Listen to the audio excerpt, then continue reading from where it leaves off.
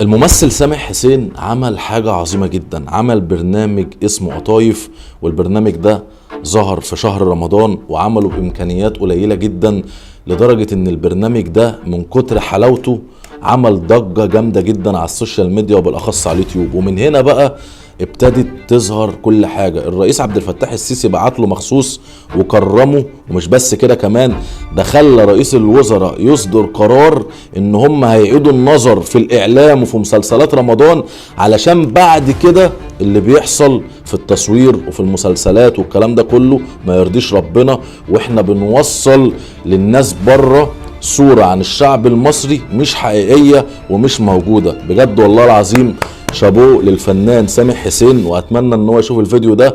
وبجد البرنامج الديني اللي طلع ده عمل طفرة كبيرة جدا، وهيغير حاجات كتير جدا الفترة الجاية في المسلسلات وفي الافلام، وان شاء الله خير. سلام.